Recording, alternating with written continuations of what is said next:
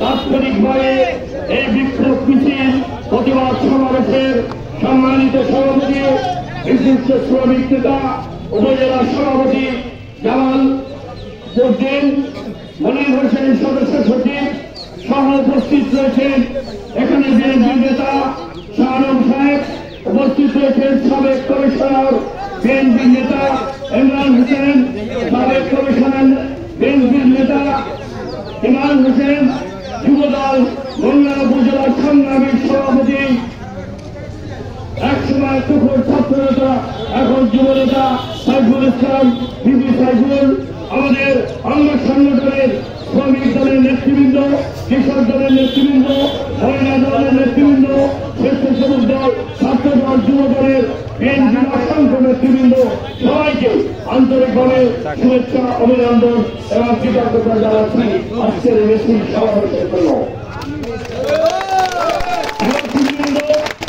আপনারা জানেন এই মংলার ঐতিহ্য ইতিহাস গত ৭৫ বছর ধরে এই মংলার ঐতিহ্য ইতিহাস, এই সভ্যতার ইতিহাস দাঁড়িয়ে আছে এই মংলা।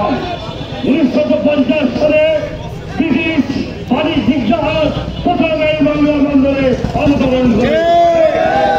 আজ থেকে ৭৫ বছর আগে সেই সভ্যতা, সেই ঐতিহ্য, সেই ইতিহাসকে ধারণ করে বাংলাদেশের দ্বিতীয় সামুদ্রিক বন্দর মংলা পোর্ট অথরিটি সভ্যতার বাহন হিসেবে দাঁড়িয়ে রয়েছে। প্রিয় বন্ধুরা, এই বাগেরহাট জেলার ৪টি সংসদীয় আসন হযরত খান জালালীর স্মৃতি বিজড়িত পুণ্যভূমি, তার স্মৃতিকে ধারণ করে রয়েছে।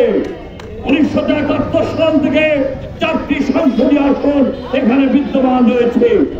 বাংলাদেশের যতগুলো জেলা রয়েছে সেই জেলার মধ্যে আয়তনের দিক থেকে ৬ষ্ঠ বৃহত্তম আয়তন বিশিষ্ট বাগেরহাট জেলা।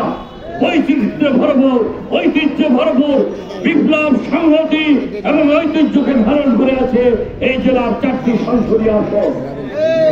এখানে রয়েছে আমাদের দ্বিতীয় সমুদ্র বন্দর, আমাদের জাতীয় অর্থনীতির প্রাণ শক্তি। আমাদের জাতীয় অর্থনীতিতে, জিডিপিতে এই সমুদ্র বন্দর গুরুত্বপূর্ণ ভূমিকা পালন করছে।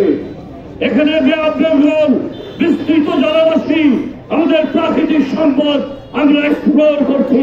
আরো রয়েছে যেগুলো আমরা আবিষ্কার করে দেশের অর্থনীতিতে বিশাল সম্ভাবনার একটা সুযোগ রয়েছে, অপার সম্ভাবনাময় সুযোগ সৃষ্টি রয়েছে। বিশ্বের ইউনেস্কো ঘোষিত, জাতিসংঘের ইউনেস্কো ঘোষিত 2টি ঐতিহ্যকে এই জেলা ধারণ করে আছে। একটি ঐতিহাসিক ষড়গম্বুজ মসজিদ, আরেকটি হল বিশ্বের সর্বশ্রেষ্ঠ ম্যানগ্রোভ সুন্দরবন এই জেলায় অধিষ্ঠিত রয়েছে। আজকের মৎস্য আহরণ বিদেশে এক্সপোর্ট করার আমাদের যে বাগদা তৈরি, আমাদের যে কুচে, আমাদের কাঁকড়া সারা বিশ্বে এখান থেকে রপ্তানি হচ্ছে এবং রপ্তানি হয় বিরাট একটি অংশ আমাদের এই শ্রমজীবী মেধাবী মানুষের সভ্যতার শ্রমের ঘামে গড়ে উঠেছে। আমি জানি না কি কারণে, কোন ষড়যন্ত্র আশ্বাসনে এই সাংবিধানিক প্রতিষ্ঠান, নির্বাচন কমিশন একটি সাংবিধানিক প্রতিষ্ঠান, সংবিধান রক্ষা করার তাদের দায়িত্ব, তারা শপথ নিয়েছেন। রাতের অন্ধকারে বাগেরহাটবাসীকে আনভিও নির্বাচন কমিশনের যে আনভিও রয়েছে তার নিয়ম নীতি লঙ্ঘন করে মানুষের